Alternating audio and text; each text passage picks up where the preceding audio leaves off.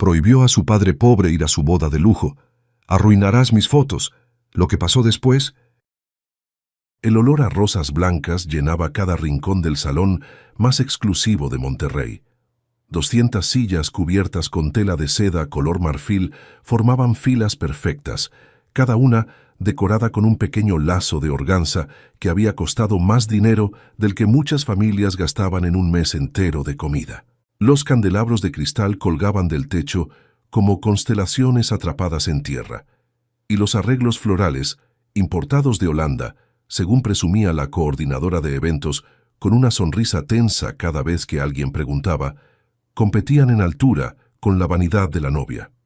Era el tipo de boda que aparecía en revistas, el tipo de boda que las mujeres guardaban en álbumes de recortes y que los hombres fingían no haber visto nunca.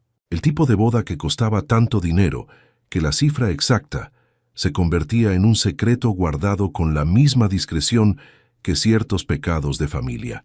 Valentina Herrera llevaba 4 horas en el cuarto de preparación, y en esas 4 horas había transformado su rostro en algo que ya no se parecía del todo a ella. El maquillaje era perfecto.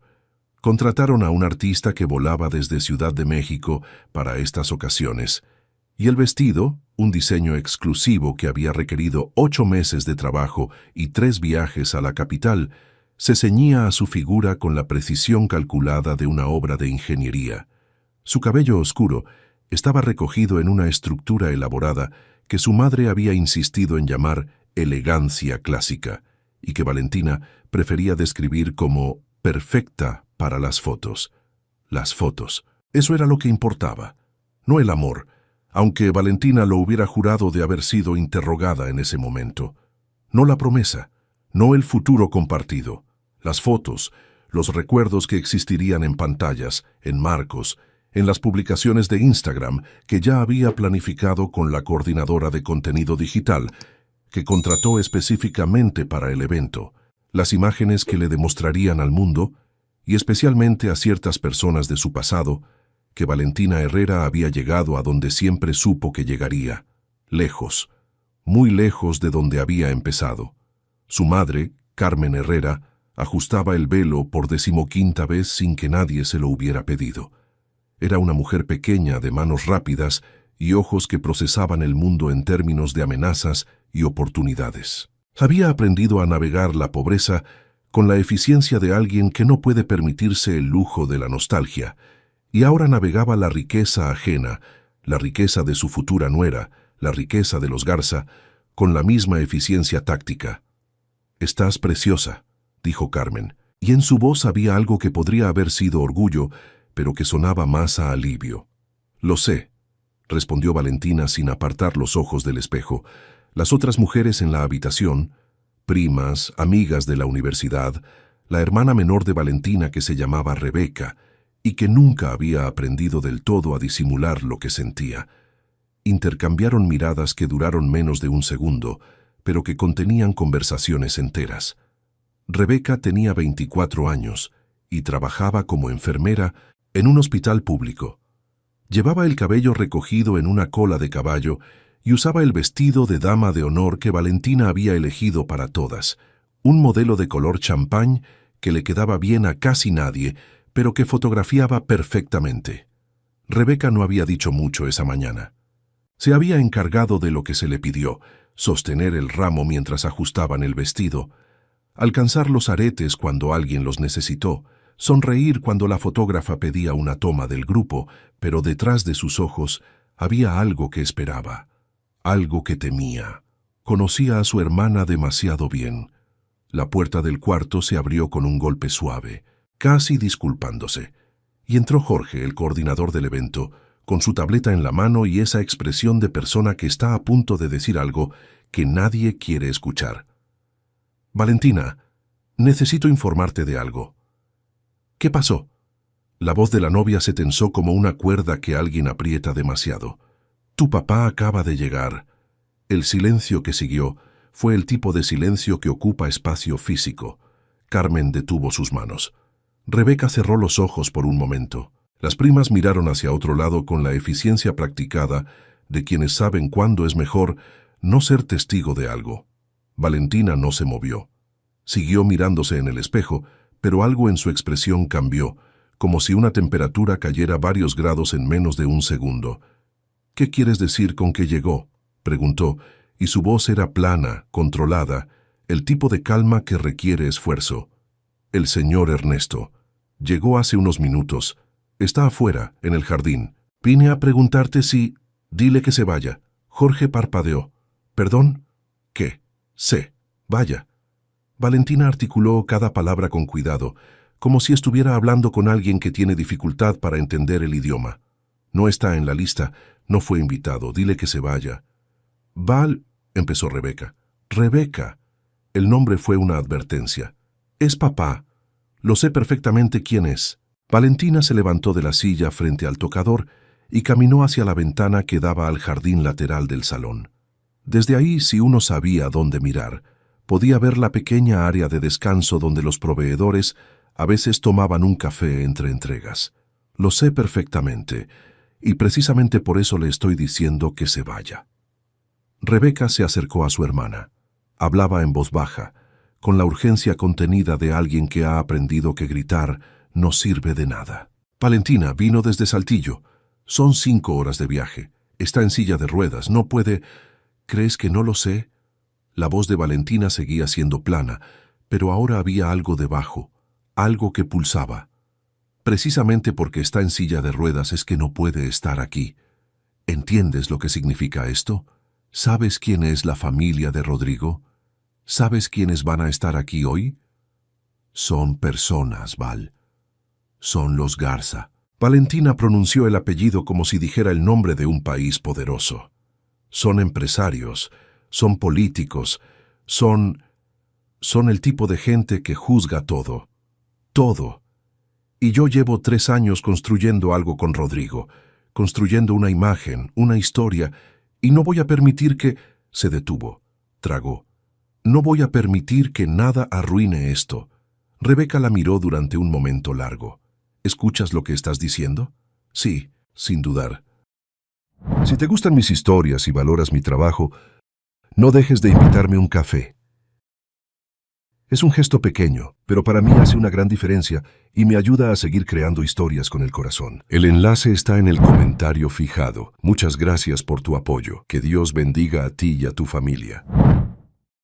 Perfectamente. Jorge seguía en la puerta sujetando su tableta con ambas manos, con la expresión de alguien que desearía estar en cualquier otro lugar del planeta. Carmen no había dicho nada. Carmen raramente decía nada en situaciones así. Era su forma de estar de acuerdo sin tener que comprometerse con las palabras.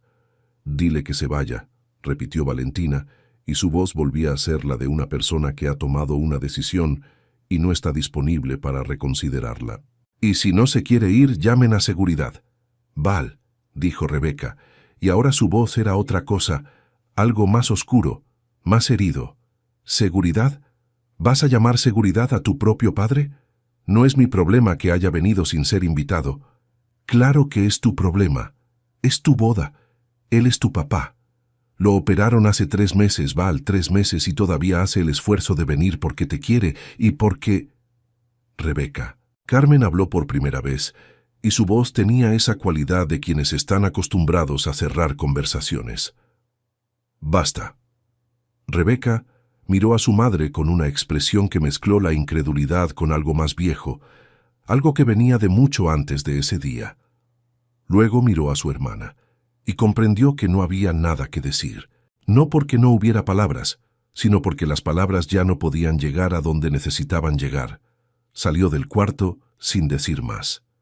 Ernesto Herrera tenía 63 años y una sonrisa que su esposa siempre había descrito como la sonrisa de alguien que nunca aprendió a ser malo con nadie. Era un hombre de manos grandes y cuerpo que había conocido el trabajo físico durante décadas. Había sido mecánico durante 31 años, hasta que el accidente de hacía 4 años le quitó la movilidad de las piernas y le dejó la silla de ruedas como compañera permanente. Usaba un traje café que había mandado a arreglar especialmente para la ocasión y traía entre sus manos un ramo de flores silvestres que había recogido él mismo. Bueno, con ayuda de su vecina doña Petra, porque desde la silla alcanzar las flores del campo requería de cierta ingeniería. Esa misma mañana, estaba sentado en el jardín lateral del salón, bajo un árbol que daba una sombra generosa, y miraba la entrada principal con esa expresión de los hombres que han aprendido a esperar sin quejarse. A su lado estaba Rebeca, quien había salido a buscarlo en cuanto salió del cuarto. Llevaba la mano de su padre entre las suyas y hablaba en voz baja, aunque Ernesto podía leer perfectamente en su cara lo que estaba pasando adentro. «No me digas que me van a pedir que me vaya», dijo Ernesto, y su voz era tranquila. Era el tipo de tranquilidad que los años construyen en las personas que han sobrevivido suficientes decepciones. «Papá, oye», la apretó la mano. «Está bien. No está bien. Está bien porque tiene que estar bien». Ernesto miró hacia el jardín, donde un par de empleados del salón acomodaban los últimos detalles de la decoración exterior. Valentina siempre fue así. Desde chiquita quería que todo fuera perfecto. ¿Te acuerdas cuando hizo su primera comunión y lloró porque el vestido no era exactamente como ella quería? Rebeca casi sonrió, pero no pudo del todo. «Me acuerdo. Así es ella.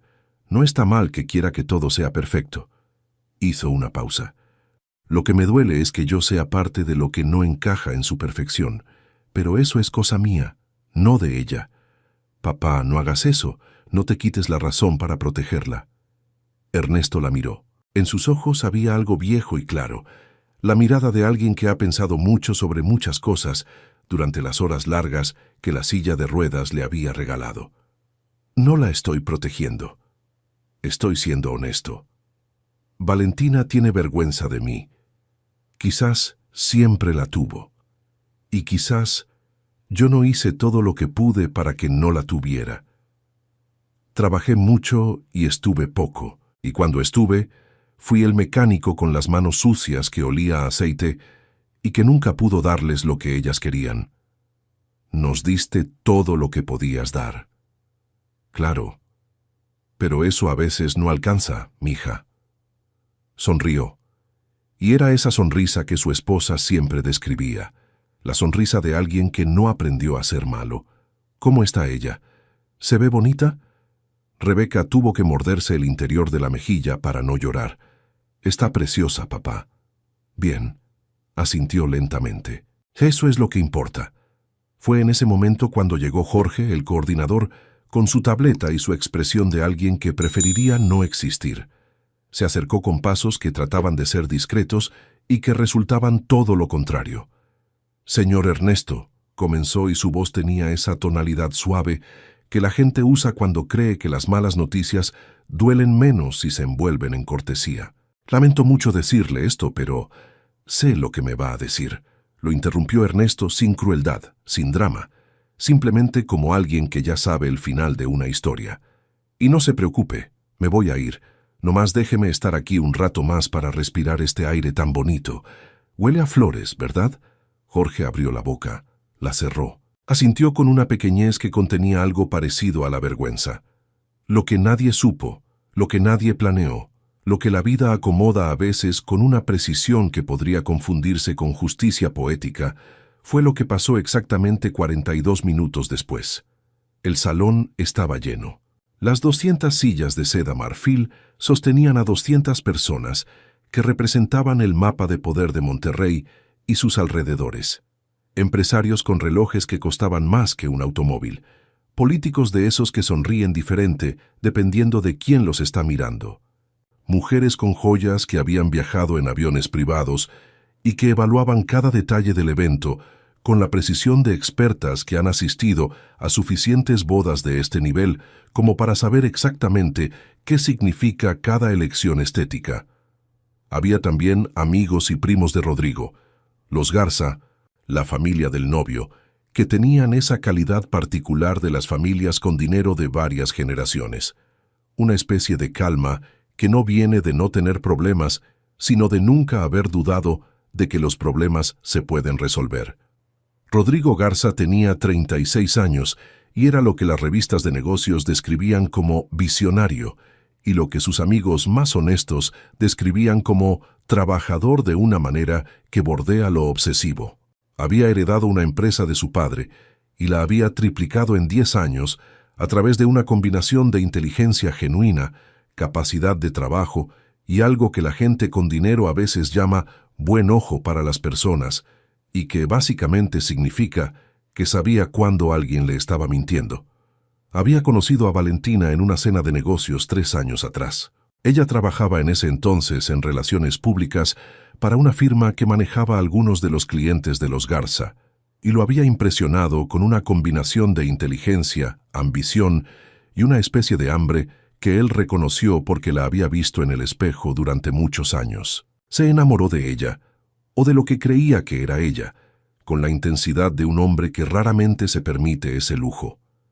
Estaba parado frente al altar, una estructura de madera blanca cubierta de flores que había requerido 3 semanas de trabajo para construir, con sus padrinos a ambos lados y esa expresión que tienen los hombres en las bodas, una mezcla de emoción contenida, nerviosismo disimulado y la conciencia de que 200 personas los están mirando. El organista empezó a tocar. Valentina apareció al fondo del pasillo central del brazo de su madre, una elección que había explicado a quienes preguntaron como un homenaje a la mujer fuerte que me formó, y el salón entero hizo ese sonido colectivo que hacen las multitudes cuando ven algo que consideran hermoso. Y Valentina era hermosa. Era objetivamente hermosa de esa manera que el dinero y el talento y el trabajo combinados pueden producir. El vestido capturaba la luz de los candelabros. El velo flotaba detrás de ella como algo de otro mundo. Caminaba con esa cadencia estudiada, esa velocidad perfecta que habían practicado en el ensayo de la tarde anterior. Rodrigo la miraba avanzar y sentía algo que no era exactamente lo que esperaba sentir. Había algo en la expresión de ella, una tensión alrededor de los ojos, una calidad de la sonrisa que era más actuada que real, que encendía en él una pequeña incomodidad que no podía nombrar del todo. Lo que no sabía, lo que nadie en el salón sabía, era que Jorge, el coordinador en su premura de los últimos preparativos, había dejado encendido el micrófono del sistema de sonido del jardín lateral, el micrófono que se usaba para las ceremonias al aire libre, conectado al mismo sistema que amplificaba el sonido en todo el complejo, y que Valentina, en su camino desde el cuarto de preparación hasta la entrada del salón, había pasado por ese jardín lateral, donde seguía sentado Ernesto. Rebeca había intentado convencer a su padre de irse antes de que la ceremonia comenzara, no porque creyera que era lo correcto, sino porque temía exactamente el tipo de encuentro que estaba a punto de suceder. Pero Ernesto había pedido quedarse solo 5 minutos más, y Rebeca había tenido que ir al baño, y esos 5 minutos se habían convertido en los minutos en que Valentina, con su vestido y su velo y su perfección calculada, pasó por el jardín y vio a su padre ahí, con su traje café y sus flores silvestres y su silla de ruedas. Lo que dijo entonces, lo que le dijo a su propio padre en ese jardín, llegó a todos los altavoces del complejo con una claridad cristalina. Cada palabra. El sonido llegó a mitad del pasillo, cuando Valentina llevaba recorridos quizás 2/3 del camino hacia el altar. Un sonido que tardó un segundo en procesarse, porque el cerebro humano a veces necesita un momento para aceptar lo que está recibiendo. Era una voz, la voz de Valentina, pero no la Valentina que caminaba sonriendo por el pasillo. Era una grabación de segundos atrás, amplificada por el sistema de sonido que llenó el salón entero con una nitidez que no dejaba lugar a la duda ni a la interpretación caritativa. No vas a entrar a mi boda. Me das vergüenza frente a la familia de mi esposo. ¿Cómo voy a explicar que mi padre llega en silla de ruedas, con ese traje, con esas flores? ¿Sabes quién va a estar adentro? ¿Sabes lo que van a pensar? Vete, vete al asilo, o a donde quieras, pero no estés aquí. Me vas a arruinar las fotos. El silencio que siguió fue el tipo de silencio que ocurre cuando 200 personas dejan de respirar al mismo tiempo. Valentina se detuvo en mitad del pasillo. Su color había cambiado debajo del maquillaje. Sus ojos buscaron algo. A Jorge, al sistema de sonido, a alguna explicación que pudiera hacer que lo que acababa de suceder no hubiera sucedido. Sus manos apretaron el ramo de flores con una fuerza que arrugó la cinta que lo sostenía. Rodrigo no se había movido. Seguía en el altar. Pero algo en él había cambiado en los últimos segundos, y ese cambio era visible para cualquiera que lo estuviera mirando de cerca. Era la expresión de un hombre que acaba de recibir una información que reorganiza todo lo que creía saber. El buen ojo para las personas. El mismo que le había dicho durante años cuando alguien le mentía. Carmen, que estaba del brazo de Valentina, sintió que el brazo de su hija temblaba y apretó más fuerte, como si la presión pudiera contener lo que ya no se podía contener. Alguien en las sillas, una mujer mayor, la abuela de Rodrigo, una señora de 81 años que había sobrevivido suficientes cosas en su vida como para saber exactamente qué era lo que estaba presenciando, emitió un sonido pequeño. No era un grito, era más bien el sonido de alguien que acaba de confirmar algo que intuía. Rodrigo bajó del altar, no con prisa, no con furia visible, con una calma que era, en cierta forma, más impactante que cualquier explosión de ira. Caminó por el pasillo central hacia donde estaba Valentina, y 200 personas lo siguieron con los ojos sin mover un músculo más. Se detuvo frente a ella. Valentina lo miró, y en su mirada había algo que en otras circunstancias podría haberse llamado súplica. «Rodrigo, escúchame, yo puedo explicar...» «¿Quién está en el jardín?», preguntó él. Su voz era baja, controlada, pero tenía esa cualidad de las voces que no necesitan volumen para llegar. Valentina no respondió de inmediato. «¿Quién está en el jardín, Valentina?» Es mi padre». «¿Tu padre?» Una pausa breve. «¿El mismo que me dijiste que había muerto hace 5 años?» El salón entró en un nivel de silencio que ya no era el silencio de la sorpresa, sino el silencio de algo más profundo, algo que se parece al horror colectivo. Valentina abrió la boca. Nada salió. Rodrigo la miró durante un momento que pareció contener mucho más tiempo del que realmente duró. Luego dio media vuelta y caminó por el pasillo, pero no hacia el altar, hacia la salida lateral, hacia el jardín. Ernesto escuchó los pasos antes de verlo. Tenía esa costumbre. El accidente le había agudizado algunos sentidos, como si el cuerpo compensara lo que había perdido, de procesar los sonidos antes de las imágenes.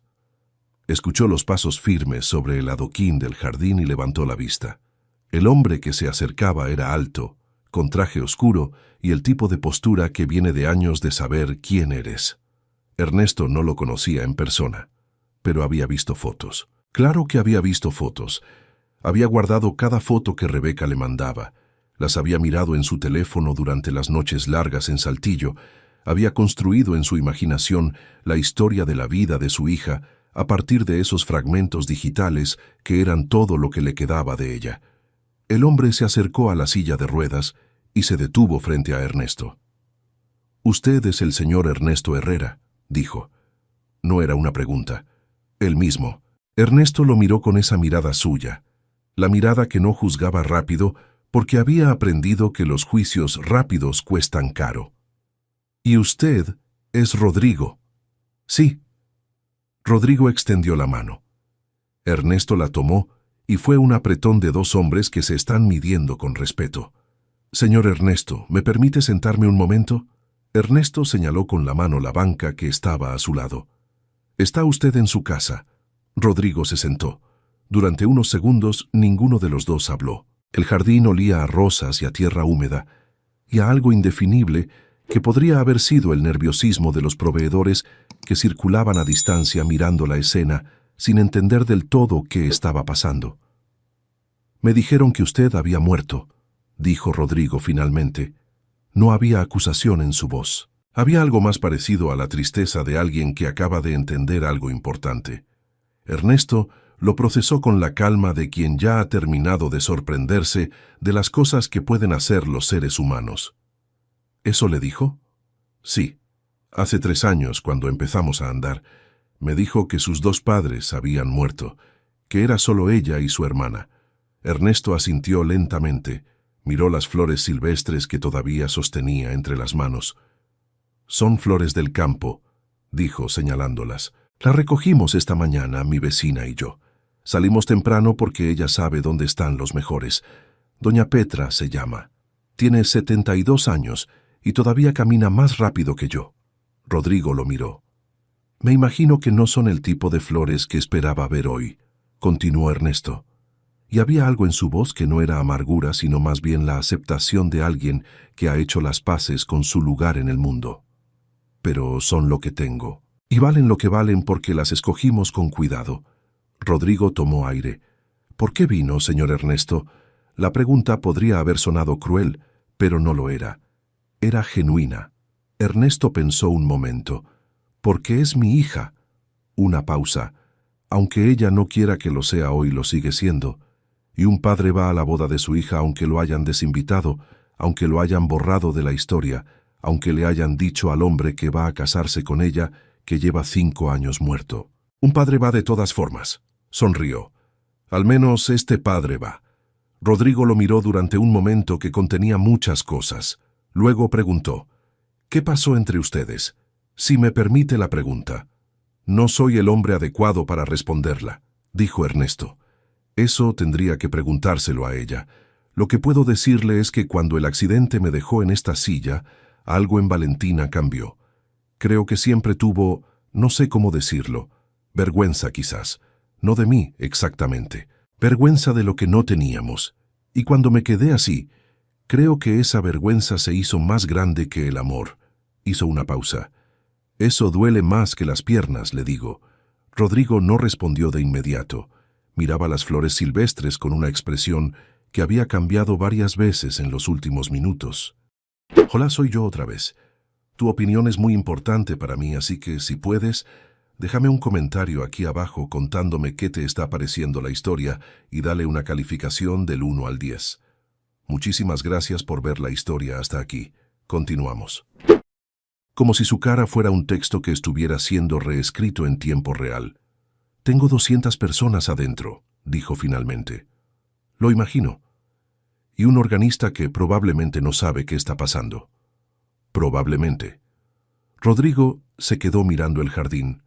Luego miró a Ernesto. Y en su mirada, Ernesto, que había aprendido a leer personas durante 63 años de vida, que no habían sido fáciles, pero que tampoco habían sido desperdiciados, vio algo que reconoció. Vio a un hombre tomando una decisión. «Señor Ernesto», dijo Rodrigo, y su voz había cambiado. Seguía siendo tranquila, pero tenía ahora una calidad más ancha, más decidida. «¿Le gustaría entrar conmigo?» Ernesto lo miró.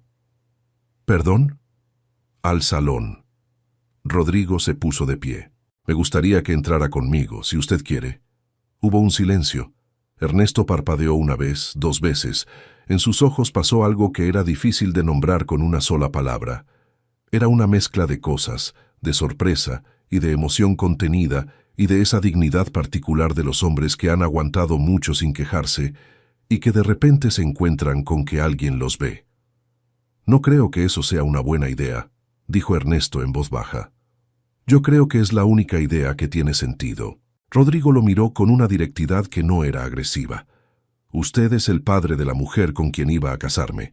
No sé qué va a pasar en los próximos minutos, pero sé que si voy a entrar a ese salón, prefiero hacerlo al lado de usted». Ernesto lo miró durante un momento largo. Luego miró las flores silvestres. Luego volvió a mirar a Rodrigo. «¿Tiene usted idea de lo que va a pasar ahí adentro?», preguntó. «No tengo ni la menor idea», respondió Rodrigo, y por primera vez en esa conversación, algo en su voz se relajó lo suficiente como para que sonara simplemente como un hombre honesto. «Pero eso tampoco lo sé normalmente. Nadie lo sabe». Ernesto sonrió. Esa sonrisa. La de alguien que no aprendió a ser malo con nadie. «De acuerdo», dijo. «Lo que 200 personas vieron cuando las puertas del salón se abrieron nuevamente fue esto.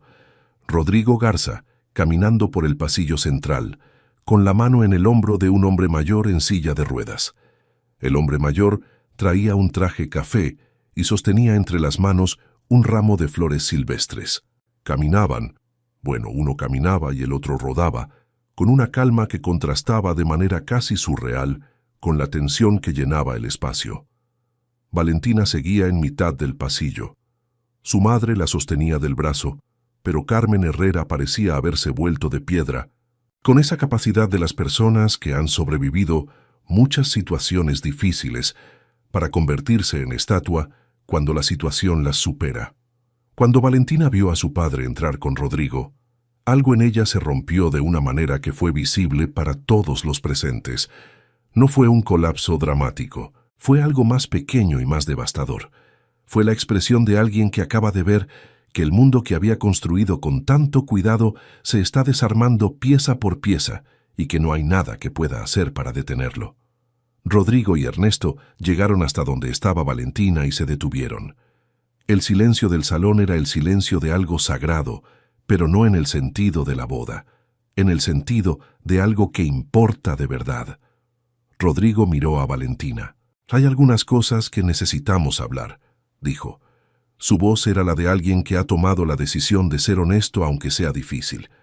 Y creo que estas personas merecen estar presentes para algunas de ellas. Valentina abrió la boca. La cerró. Volvió a abrir. «Rodrigo, me dijiste que tu padre había muerto». El salón escuchó cada palabra, porque el salón era incapaz de hacer otra cosa. Sí, lo dije. Y lo siento mucho, pero ¿por qué? La pregunta era tan simple que por un momento pareció no tener respuesta posible. ¿Por qué? ¿Cómo se explica algo así? ¿Cómo se le dice a un hombre que estás a punto de casarte, que mataste a tu padre en una historia porque tenías vergüenza de él?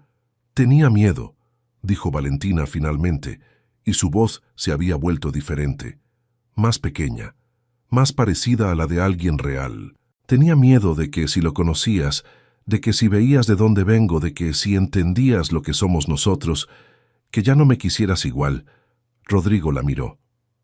¿Y qué son ustedes? Valentina tardó en responder.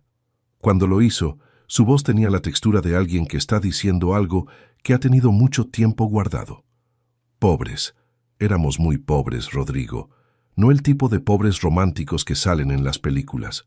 Pobres de verdad.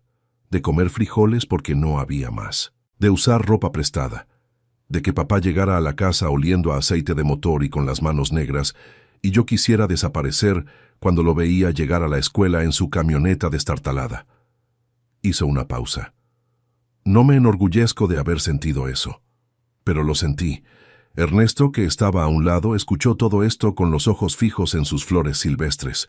No interrumpió, no dijo nada, pero la abuela de Rodrigo, la señora de 81 años que estaba en la primera fila, se llevó un pañuelo a los ojos con un movimiento que no pasó desapercibido. «¿Y qué pensabas que iba a pasar si me decías la verdad?», preguntó Rodrigo. «Que te ibas a ir». «¿Por qué?». «Porque la gente como tú no se casa con gente como yo». Una pausa. O por lo menos eso era lo que yo creía. Rodrigo estuvo callado un momento. Cuando habló, su voz tenía algo nuevo. Algo que las personas que lo conocían bien reconocerían como la voz que usaba cuando decía algo que había pensado durante mucho tiempo. «Valentina, vine a esta boda porque pensé que me estaba casando con una mujer que era honesta, que era fuerte, que había construido su propio camino. Esas cosas me importaban más que de dónde venía, más que el dinero o la familia o cualquier apellido». Hizo una pausa. Pero lo que escuché en ese micrófono no fue la voz de esa mujer. Valentina no respondió. Lo que escuché fue la voz de alguien que le dijo a su propio padre, a un hombre que viajó 5 horas en silla de ruedas para verla casarse, que se fuera porque le daba vergüenza. Su voz no era cruel. Era algo más difícil de escuchar que la crueldad. Era decepcionada. «No me importa de dónde vengas, Valentina. Me importa quién eres». Valentina lo miró y en sus ojos había algo que pugnaba por salir, algo que se parecía a las lágrimas, pero que era más profundo que eso. Era el tipo de cosa que las personas sienten cuando finalmente se ven a sí mismas desde afuera, cuando el espejo deja de ser el aliado y se convierte en testigo. Yo no soy mala persona, dijo, y su voz se quebró en esa palabra. Mala. No soy mala persona, Rodrigo. No he dicho que lo seas, pero actué como una. La honestidad de eso cayó en el salón como una piedra en agua quieta. Rodrigo la miró durante un momento que pareció durar mucho más de lo que duró. Luego hizo algo que nadie esperaba. Se giró hacia Ernesto. El hombre mayor levantó la vista de sus flores y lo miró. «Señor Ernesto», dijo Rodrigo, y su voz tenía ahora una calidad particular, algo que era a la vez formal y genuino. «Lamento mucho lo que usted tuvo que escuchar y lo que tuvo que vivir hoy. Y lamento que yo no supiera antes que existía, porque si lo hubiera sabido, habría ido a Saltillo a conocerlo mucho antes de que llegáramos hasta aquí». Ernesto lo miró. En sus ojos había algo que se movía, algo que pulsaba detrás de esa calma que había cultivado con tanto esfuerzo. «No tiene usted nada que lamentarle», dijo en voz baja. «Sí tengo». Rodrigo sostuvo su mirada. «Usted viajó 5 horas para ver casarse a su hija. Eso merece respeto. Eso merece que yo le diga que este hombre que usted tiene enfrente se avergüenza de haber estado a punto de casarse sin saber que usted existía». El silencio que siguió era diferente a todos los silencios anteriores. Era el silencio de 200 personas que están procesando algo que no esperaban presenciar, algo que sale del guión de lo que se supone que es una boda y entra en el territorio de lo que es simplemente la vida. La abuela de Rodrigo dejó de disimular y lloró directamente. Fue Rebeca quien rompió algo que podría haberse llamado el hechizo. Había estado parada en uno de los laterales del salón, sin atreverse a moverse, viendo todo desarrollarse con la expresión de alguien que teme lo que va a pasar, pero que no puede apartar los ojos. Cuando Rodrigo terminó de hablar, cuando el silencio se instaló, fue Rebeca quien caminó hasta donde estaba su padre. Se arrodilló frente a la silla de ruedas y tomó las manos de Ernesto entre las suyas, y las flores silvestres quedaron entre los dos como algo que pertenecía a ese momento exacto. «Papá», dijo, y no dijo nada más porque no era necesario. Ernesto le apretó las manos. Arriba de ellos, Valentina los miraba, y en la cara de Valentina había algo que nadie en ese salón había visto antes. No la cara de la novia perfecta, no la cara de la mujer que había construido una imagen y la había protegido con cada decisión de los últimos años. Era la cara de alguien que recuerda algo que había olvidado, o que quizás había decidido olvidar porque era más fácil. «Papá», dijo Valentina también, y su voz era diferente a todas las voces que había usado ese día. Ernesto la miró. «Lo siento», dijo ella, y lloró. Lloró de una manera que no era elegante ni fotogénica, ni compatible con el maquillaje de artista que habían puesto 3 horas en aplicarle. Lloró como lloran las personas cuando lloran de verdad, con el cuerpo entero, con ese tipo de llanto que no puede pretender ser otra cosa. «Lo siento mucho, papá. Sé que no tiene arreglo lo que dije. Sé que no hay manera de... Oye». Ernesto soltó una mano de Rebeca y la extendió hacia su hija mayor. «Ven acá». Valentina, con su vestido de diseñador y su velo de otro mundo, y sus flores perfectas que ya estaban un poco arrugadas de tanto apretarlas, se agachó y tomó la mano de su padre. Y en esa imagen, el hombre en la silla de ruedas con sus flores silvestres, sosteniendo las manos de sus 2 hijas, había algo que era más verdadero que todo lo que el dinero del evento había podido comprar. No fue una reconciliación fácil. Las reconciliaciones fáciles no existen, o si existen no duran. Fue simplemente el principio de algo, un primer paso, un hilo delgado que podría convertirse en algo más robusto con el tiempo si las personas involucradas lo decidían. Lo que pasó después dependía de decisiones que todavía no se habían tomado. Rodrigo Garza se quedó parado a un costado durante ese momento, mirando. Había en él algo que podría describirse como la expresión de alguien que está resolviendo un problema que es más complicado de lo que parecía inicialmente, pero que también es más interesante. Cuando Valentina se incorporó y lo miró, sus ojos seguían rojos y su maquillaje era una declaración de guerra contra su propio diseño. Rodrigo la miró y en su mirada había una pregunta que todavía no tenía respuesta. ¿Ahora qué?, preguntó Valentina en voz baja. «Ahora», dijo Rodrigo y miró al salón lleno y al organista que seguía sentado en su banco sin saber exactamente qué hacer con sus manos. «Ahora deberíamos hablar, tú y yo. Solos, sin 200 personas mirando». Valentina asintió. Rodrigo se giró hacia el salón y alzó la voz con esa calidad natural de quien está acostumbrado a que lo escuchen. «Gracias a todos por estar aquí hoy. Lamentamos mucho la situación. Vamos a pedir que les sirvan un aperitivo mientras Valentina y yo hablamos. Los alimentos seguirán siendo servidos. Esta tarde no va a ser lo que todos esperábamos, pero tampoco tiene por qué ser un desperdicio». La incomodidad del salón se transformó en algo más parecido al asombro. Y luego, porque las personas son personas y la comida es la comida, en algo más parecido a la conversación animada. El cuarto donde habían preparado a Valentina esa mañana estaba ahora vacío, con los rastros del caos ordenado de los preparativos. Algodones con maquillaje, el envoltorio del velo, una taza de café a medias que alguien había dejado en la repisa. La fotógrafa había capturado ese cuarto horas antes como parte del reportaje de la boda. Ahora era simplemente un cuarto. Valentina y Rodrigo se sentaron frente a frente en dos sillas que habían estado alineadas para las damas de honor y que ahora parecían lo más natural del mundo para lo que tenían que hacer. Hablaron durante 1 hora y 20 minutos. No es posible transcribir esa conversación de manera justa, porque las conversaciones importantes entre dos personas son más que sus palabras.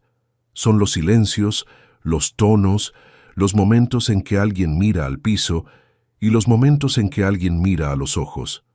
Son lo que no se dice y lo que se dice de más, y lo que se dice exactamente en el momento en que necesita decirse.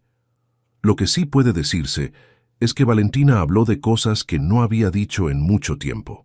Habló de crecer en un cuarto de renta en la colonia Doctores de Saltillo, de compartir una cama con Rebeca hasta que tuvo 16 años, de la vergüenza específica y constante de ser pobre en una escuela donde la mayoría no lo era. Habló del accidente de su padre y de cómo, en lugar de sentir solo compasión, había sentido también algo más oscuro, el alivio perverso de tener una razón para alejarse que parecía menos cruel que la verdad. Habló de la historia que había construido con tanto cuidado, la historia de la huérfana que se había hecho a sí misma, que resultaba más limpia, más aceptable, más compatible con la versión de ella misma que quería proyectar. Y habló de Rodrigo, de lo que sentía por él, que era real aunque hubiera estado construido sobre una base de mentiras, de cómo el miedo a perderlo había alimentado las mentiras durante 3 años hasta que las mentiras se volvieron parte del paisaje, cosas que ya casi no recordaba que eran mentiras. Rodrigo escuchó todo esto con esa atención que era una de las cosas que Valentina siempre había admirado de él, la capacidad de estar verdaderamente presente mientras alguien habla, sin preparar la respuesta, sin mirar hacia otro lado, sin hacer sentir a quien habla que está siendo juzgado mientras habla. Era una cualidad rara y valiosa. Cuando fue su turno, Rodrigo habló de su propia historia, que era diferente pero que también contenía vergüenzas y miedos. Habló de su padre, que había construido la empresa con un rigor que rayaba en la crueldad y que había transmitido a sus hijos una relación con el dinero que era funcional pero no sana. Habló de sus propios miedos a ser amado por lo que tenía en lugar de por lo que era. Habló de por qué la supuesta historia de Valentina, la huérfana que se había hecho a sí misma, lo había atraído tanto, porque en ella había visto la posibilidad de alguien que lo quería a él, no a los Garza.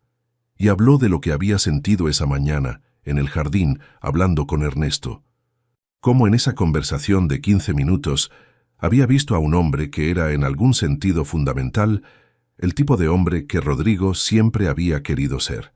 Alguien que tiene una sonrisa que no aprende a ser malo con nadie. Alguien que puede tener todo el dolor del mundo y seguir sosteniendo flores silvestres con cuidado. «Tu papá me cayó muy bien», dijo Rodrigo, y era la cosa más simple que había dicho en toda la conversación, pero también quizás la más importante. Valentina tuvo que cerrar los ojos un momento. «Es buena persona», dijo, Y luego, con una voz que venía de muy adentro, siempre lo fue. Yo soy la que falló, no él. La conversación no terminó con una decisión clara sobre la boda. No fue así. Las cosas importantes raramente se resuelven en 1 hora y 20 minutos, por mucho que las películas sugieran otra cosa. Lo que sí hubo fue un acuerdo tácito, del tipo que se forma entre dos personas cuando han sido honestas de una manera que duele, pero que también limpia. Que lo que habían construido juntos tenía valor, pero que ese valor dependía de si podían reconstruirlo sobre algo más sólido que las mentiras que lo habían sostenido. «No me voy a casar contigo hoy», dijo Rodrigo finalmente. Valentina asintió. Era lo que esperaba. «Lo entiendo. Pero tampoco estoy diciéndote que terminamos». Ella lo miró. «Estoy diciendo que necesitamos tiempo. Los dos. Y que lo que pase después depende de si puedes ser la persona que vi en este cuarto esta tarde. No la del pasillo, no la del jardín. Esta». Valentina pensó en eso durante un momento. «No sé si sé cómo ser esa persona todo el tiempo». «Nadie sabe cómo ser su mejor versión todo el tiempo», respondió Rodrigo. «Pero hay personas que al menos lo intentan honestamente. Eso es lo que quiero ver». El salón siguió funcionando esa tarde, aunque de una manera que ninguno de los 200 invitados había anticipado. Los alimentos fueron servidos. El chef había preparado un menú de 4 tiempos que sería un desperdicio cancelar. Y la gente comió y habló, y poco a poco el ambiente se transformó de la tensión de la crisis al tipo de conversación que ocurre cuando las personas han presenciado algo que los obliga a pensar. La abuela de Rodrigo, doña Consuelo, buscó a Ernesto. Lo encontró en una mesa lateral donde Rebeca lo había acomodado con un plato de comida y se sentó a su lado con la facilidad de alguien que ha pasado toda su vida haciendo exactamente lo que quiere. «Usted es el papá de Valentina», dijo, y era un hecho, no una pregunta. «El mismo», respondió Ernesto. «Consuelo Garza», le extendió la mano. «Soy la abuela del novio, o del exnovio, o de lo que sea en este momento. Todavía no está claro». Ernesto le dio la mano. «Ernesto Herrera. Señor Ernesto, ¿le gusta el mole?» Él parpadeó. «¿Perdón?» «El mole». Señaló el plato frente a él. «¿Le gusta? Porque el que sirven aquí es bastante bueno, aunque yo prefiero el mío. Llevo 40 años haciéndolo, y todavía nadie ha podido mejorar mi receta». Ernesto la miró durante un segundo y luego soltó una carcajada real, de esas que salen del estómago, inesperada y libre. Doña Consuelo se rió también, y los dos se rieron juntos por un momento, sin que hubiera ninguna razón particular para reírse excepto que a veces la risa es la única respuesta sensata a la absurdidad de las cosas. «Me gusta mucho el mole», dijo Ernesto cuando se calmaron. «Bien». Doña Consuelo acomodó su bolsa en la silla con la eficiencia de alguien que llegó para quedarse.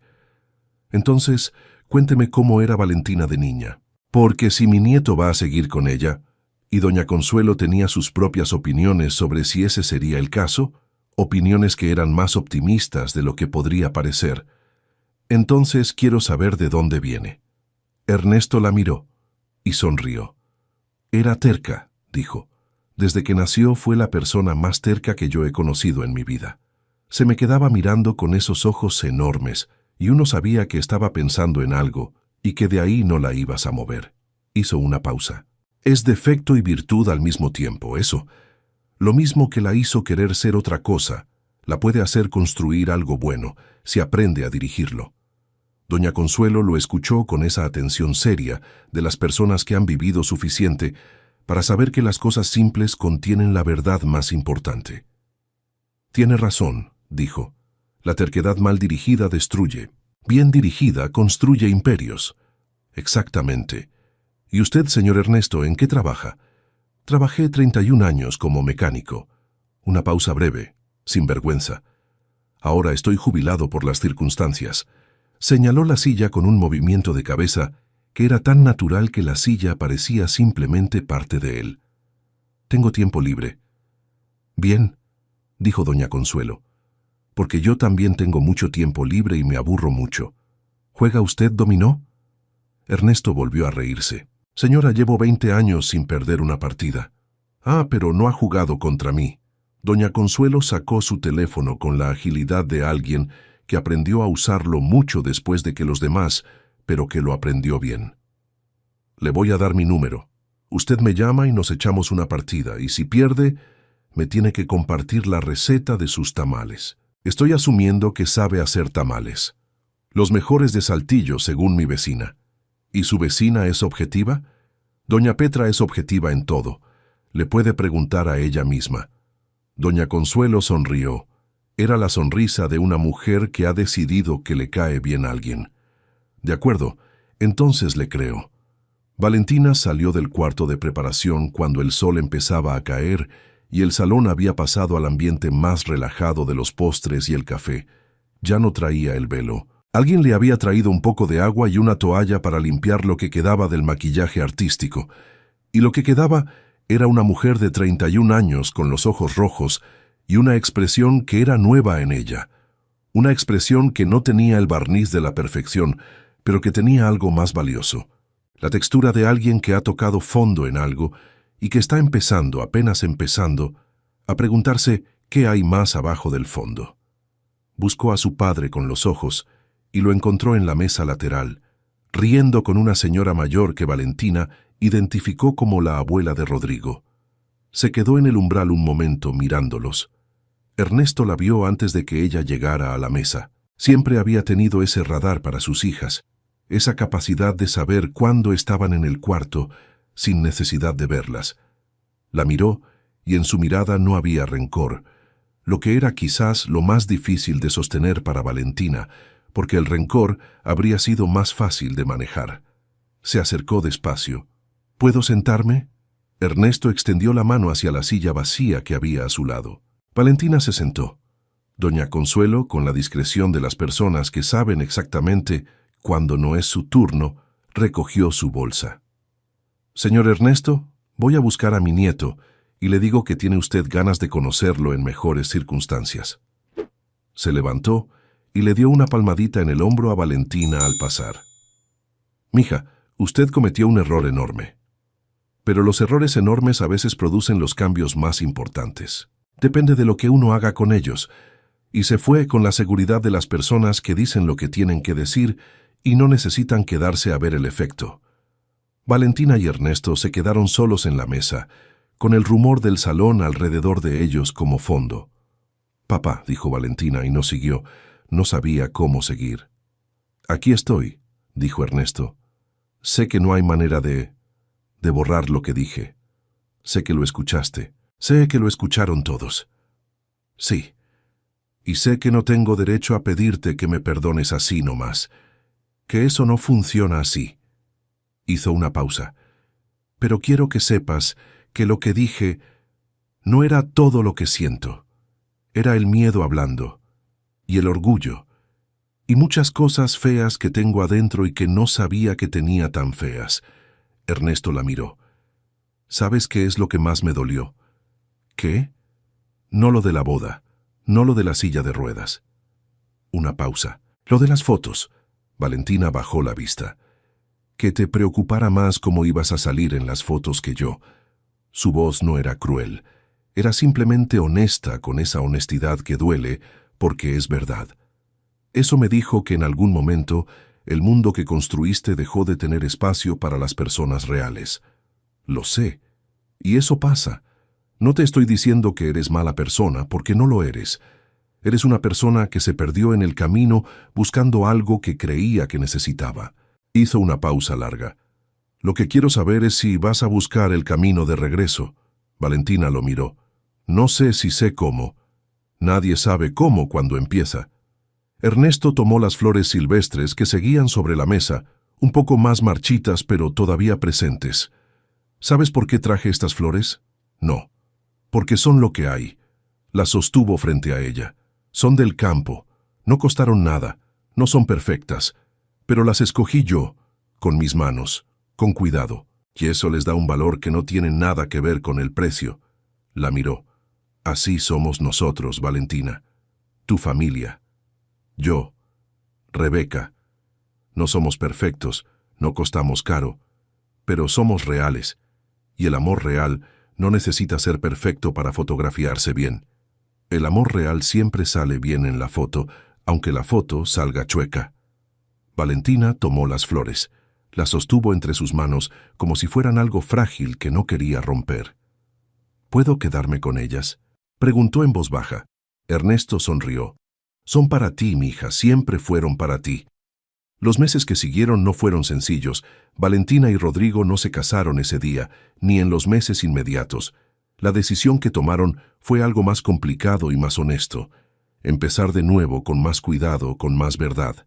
Rodrigo visitó Saltillo 2 semanas después de la boda que no fue, y conoció a Ernesto en su propio territorio, en el pequeño departamento de la colonia Doctores, donde doña Petra sirvió café y tamales y habló durante media hora de las cualidades del señor Ernesto, que nadie en el mundo sabía apreciar lo suficiente, hasta que el señor Ernesto le pidió amablemente que dejara de hablar de él en tercera persona porque estaba presente.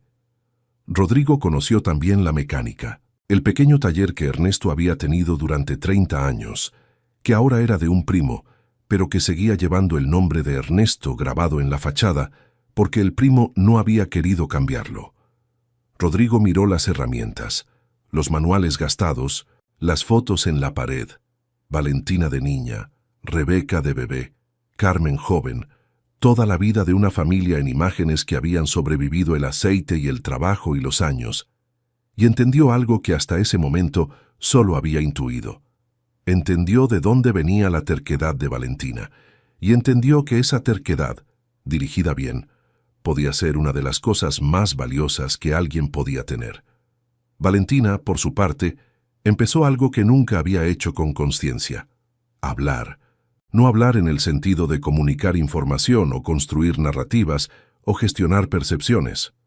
Hablar en el sentido de decir lo que sentía, incluso cuando lo que sentía era incómodo, incluso cuando lo que sentía la hacía verse menos perfecta, menos competente, menos la versión de sí misma que había protegido durante años.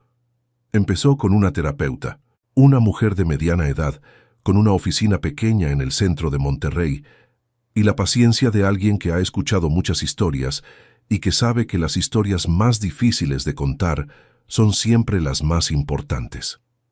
Valentina llegó a esa primera sesión con la intención de hablar un poco y terminó llorando durante 40 minutos sobre cosas que no sabía que todavía la hacían llorar. Empezó también a llamar a su padre, primero una vez a la semana, los domingos por la tarde, cuando Ernesto generalmente estaba terminando de comer y antes de que empezara la telenovela que veía con doña Petra. Las llamadas eran cortas al principio, incómodas con la incomodidad de las cosas que tienen óxido de tanto tiempo. Hola, espero que estés disfrutando del video. Soy un poco curioso, y me gustaría saber desde qué ciudad estás viendo este video, y qué hora es allá ahora mismo. Gracias por verlo. Y ahora seguimos con la historia. Sin usarse. Pero con el tiempo fueron haciéndose más largas y más fáciles, como un músculo que recupera su flexibilidad con el ejercicio cuidadoso. Rebeca observaba todo esto con la expresión de alguien que ha esperado mucho tiempo algo y que no sabe del todo si creerle todavía. Pero Rebeca también era justa, y reconoció cuando las cosas empezaban a cambiar de verdad versus cuando solo se veían bien desde lejos. El primer indicio de que algo real estaba cambiando fue un sábado en que Valentina fue a Saltillo sin razón particular, sin evento, sin cumpleaños, sin nada que justificara el viaje excepto que quería ir. Llegó con una bolsa de pan dulce de una panadería que había buscado específicamente porque hacía las conchas que su padre siempre había pedido cuando ella era niña, y pasó la tarde en el departamento de Ernesto viendo la telenovela con él y con doña Petra, y sin hacer ningún esfuerzo por ser otra cosa que la hija que había vuelto a casa. Fue doña Petra quien lo notó primero. Se le quitó la tensión de la cara, le dijo a Ernesto cuando Valentina fue al baño. Antes llegaba como si cargara algo pesado encima, ahora se ve más liviana. Ernesto asintió. Está aprendiendo a poner las cosas en el suelo de vez en cuando. Bien, dijo doña Petra, porque las personas que nunca sueltan nada acaban aplastadas por el peso. Rodrigo y Valentina se casaron 11 meses después de la boda que no fue, en una ceremonia que fue, en todos los sentidos que importan, diferente a la primera. Era más pequeña. 40 personas en lugar de 200, sin candelabros de cristal, sin flores importadas de Holanda, sin coordinadora de contenido digital. El salón era un jardín, el jardín de la casa de los padres de Rodrigo, que tenía árboles viejos y una fuente que hacía un ruido constante y reconfortante. Y las mesas eran sencillas, con manteles blancos, sin pretensiones. Valentina eligió un vestido diferente. Era hermoso, porque Valentina tenía buen gusto, y eso no había cambiado, pero era un vestido que se veía como un vestido y no como una declaración de guerra contra la modestia. Un vestido que permitía moverse. En el arreglo floral del altar, si se le podía llamar altar a la pequeña estructura de madera que habían construido bajo el árbol más grande del jardín, había flores de varios tipos. Rosas, sí, pero también flores silvestres. Específicamente las flores del campo que crecían cerca de Saltillo, que alguien había tenido la idea de incluir y que nadie preguntó de quién había sido la idea porque era obvio. Ernesto llegó temprano. Llegó en su silla de ruedas, con un traje que esta vez era azul marino porque Rebeca lo había convencido de que el azul marino le sentaba mejor, y traía en la mano, porque algunas cosas no cambian y no deberían cambiar, un pequeño ramo de flores silvestres que doña Petra y él habían recogido esa mañana. No llegó por la puerta lateral, llegó por la entrada principal y caminó, rodó, por el pasillo central hacia el lugar que le habían reservado en la primera fila. A su derecha estaba doña Consuelo Garza, que ya lo conocía lo suficiente como para saludarlo con un abrazo y preguntarle si había traído las instrucciones para el mole, que era una conversación que habían tenido por teléfono la semana anterior y que todavía no había concluido. «No se me olvida», dijo Ernesto y se sentó a su lado. «Bien, porque el que hice el martes quedó horrible. Falta algo, y no sé qué es». «Le falta paciencia al fuego», dijo Ernesto. «El mole no se puede apresurar. Todo en esta vida se puede apresurar si uno sabe cómo. El mole no». Doña Consuelo lo miró con esa expresión suya de persona que está considerando si está de acuerdo. Quizás tiene razón, quizás no todo. Cuando Valentina apareció al fondo del jardín, del brazo de su padre, porque eso era lo que había pedido, eso era lo único que quería que fuera diferente de manera explícita, el jardín hizo ese sonido colectivo que hacen las personas cuando ven algo que les parece hermoso. Y era hermoso. No porque el vestido fuera perfecto, o porque las flores fueran perfectas, o porque la luz de la tarde fuera perfecta, aunque la luz de la tarde era, hay que decirlo, genuinamente perfecta, con ese tono dorado que solo existe en ciertos momentos y que los fotógrafos buscan toda su vida. Era hermoso porque era verdadero. Valentina caminaba despacio para ajustarse al ritmo de la silla de ruedas de su padre, y Ernesto rodaba a su lado con esa dignidad suya, que no era la dignidad del orgullo, sino la dignidad de alguien que sabe quién es y no necesita demostrarlo. Hablaban en voz baja mientras avanzaban, y nadie supo qué se decían, y no era necesario saberlo porque era para ellos. Rodrigo los esperaba al fondo, bajo el árbol viejo, y cuando los vio llegar, tuvo que parpadear varias veces porque sentía algo que no podía del todo controlar y que no tenía ningún problema en sentir. Cuando llegaron al final del pasillo, Ernesto tomó la mano de su hija y la sostuvo un momento. Luego la miró. «¿Estás segura?», preguntó. Valentina lo miró. Sus ojos tenían esa calidad de quien ha llorado suficiente como para que las lágrimas ya no sean un drama, sino simplemente parte del paisaje. «Sí». «¿De él o del camino?». Valentina consideró la pregunta con seriedad, porque era el tipo de pregunta que merecía seriedad. «De los dos». Ernesto asintió. Luego se giró hacia Rodrigo y le extendió la mano de su hija con un gesto que era sencillo y que contenía todo. Rodrigo la tomó y la miró, y dijo en voz baja, solo para que ella escuchara: «Gracias por ser real». Valentina respondió apretando su mano. El fotógrafo capturó muchas imágenes ese día. Era bueno en su trabajo, con un ojo para los momentos que la gente no planea, los momentos que simplemente ocurren porque la vida los produce. La foto que más le gustó, la que seleccionó para el álbum final como imagen principal, no era la de los novios bajo el árbol, ni la del primer beso, ni la del brindis. Era una foto que había tomado casi por accidente, mientras se movía entre los invitados buscando otro ángulo. En ella aparecían dos personas en el jardín, un poco alejadas de la celebración principal.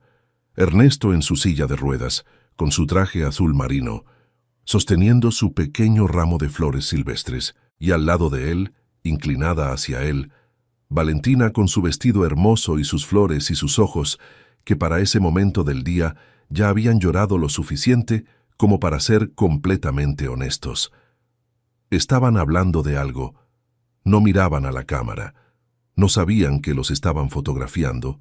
Debajo de la fotografía, en el álbum que mandaron imprimir meses después, Valentina escribió una leyenda. No era elegante ni estaba diseñada para impresionar a nadie. Decía, lo más importante que aprendí ese año. El amor real siempre sale bien en la foto, aunque la foto salga chueca. Las flores silvestres del ramo de Ernesto se secaron. Valentina las guardó en un libro de cocina que había sido de su abuela y que había sobrevivido muchos años y muchas mudanzas, entre las páginas de una receta de sopa que nadie en la familia había preparado en décadas, pero que nadie tampoco había tenido el corazón de borrar. Cada vez que abría el libro, las flores estaban ahí, un poco más secas con el tiempo, un poco más frágiles, pero todavía reconocibles como lo que habían sido. Flores del campo, recogidas con cuidado, que valían lo que valían porque alguien las había escogido con amor.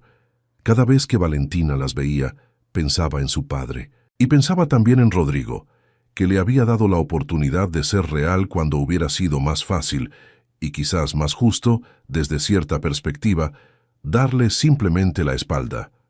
Y pensaba en Rebeca, que había aguantado todos esos años siendo testigo de algo difícil, y que había seguido siendo su hermana de todas formas, y pensaba en doña Petra y en doña Consuelo, y en el organista, que ese primer día no supo qué hacer con sus manos, y en Jorge el coordinador que cargó con una culpa que no era suya porque había dejado un micrófono encendido. Pensaba en que los accidentes, a veces, son la única forma en que ciertas verdades pueden salir. Y pensaba, sobre todo, en que el camino de regreso de los lugares donde uno se pierde nunca es corto ni fácil, pero que existe, que siempre existe, mientras las personas involucradas todavía quieran encontrarlo. Lo que hace la diferencia, descubrió, no es no perderse nunca, es tener el valor de reconocer que uno está perdido y empezar a buscar, y a veces, si uno tiene suerte, hay alguien esperando con flores silvestres en la mano. Y me encantaría saber qué te pareció esta historia. Déjalo en los comentarios, porque siempre los leo. No olvides dejar tu like, compartir este video con tus amigos y suscribirte al canal para no perderte las próximas historias que te emocionarán. Y mira, justo ahora hay otro video apareciendo en pantalla. Haz clic y continúa viviendo más emociones con nosotros. Muchas gracias por tu tiempo, tu apoyo y tu corazón. Que Dios te bendiga a ti y a tu familia.